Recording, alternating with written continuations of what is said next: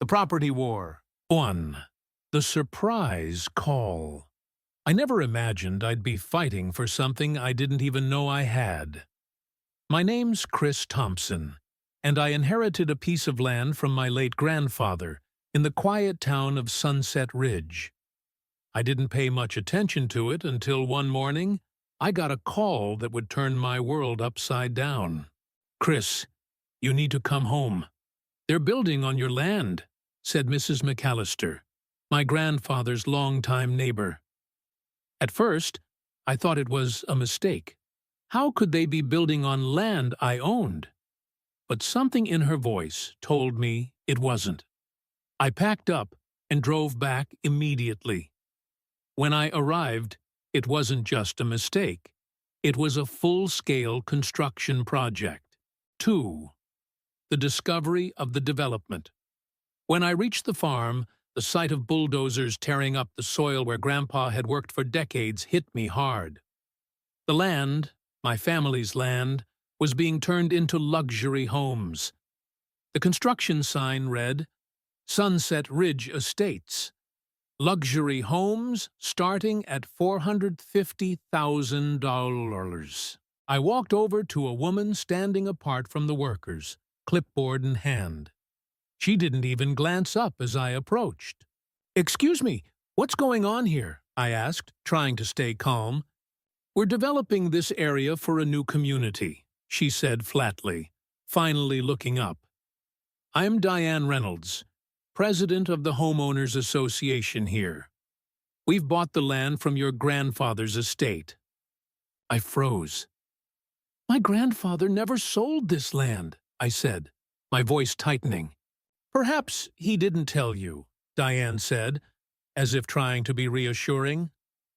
"The sale was finalized a year ago. We have all the proper permits. I didn't buy it. Something was wrong. I needed answers." 3 heard her twin. 3, 4. The investigation. I went straight to Grandpa's office, the place I hadn't visited since his passing. The room was filled with the scent of old books and tobacco.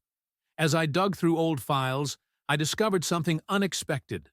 A hidden folder containing a will, property deeds, and old land surveys. But the most important thing I found was a letter Grandpa had written to me. "If you're reading this, then someone's trying to take what's ours," it said. The letter revealed that developers had been pressuring Grandpa to sell for years. He'd always refused. But the most important part? The land's boundaries had been tampered with in the county records. Grandpa had been one step ahead, and he'd documented everything. 42 deer and 1 deal 4. Legal action. I immediately contacted a lawyer, Richard Lee, and we began piecing together the evidence. The documents were damning. The county had made changes to the boundaries of the land in the late 1980s, and Diane's development was built on land that legally belonged to me. Richard filed an emergency injunction to halt construction. The more we uncovered, the clearer it became that this was no accident. It was fraud.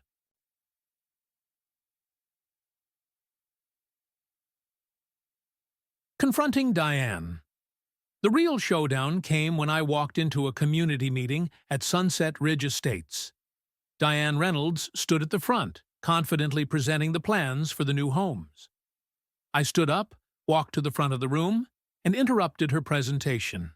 "I need to speak," I said, voice firm. "My name is Chris Thompson.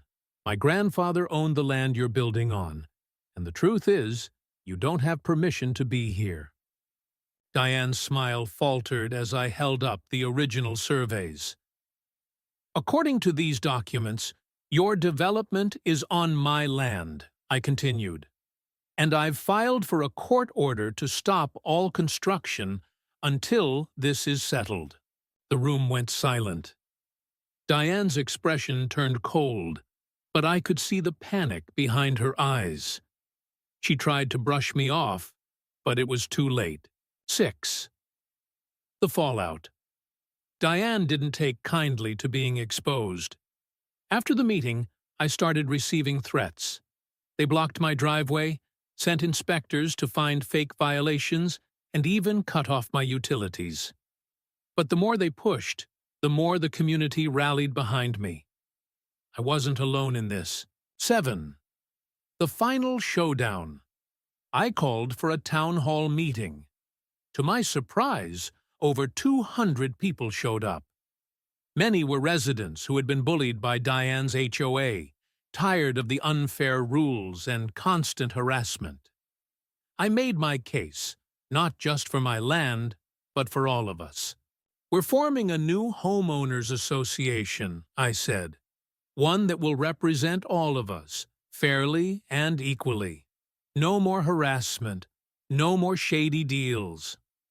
Diane stormed into the room, furious. "You can't just take over," she shouted. But the people had spoken. The vote passed, and Diane was out. The new HOA would be run by the residents, with a focus on fairness and transparency. 8. Conclusion. It wasn't over yet. Diane tried to fight the decision, but the evidence was too strong. In the end, she was forced to step down and accept a settlement. The community was finally free from her grip, and the land that had been in my family for generations was secured.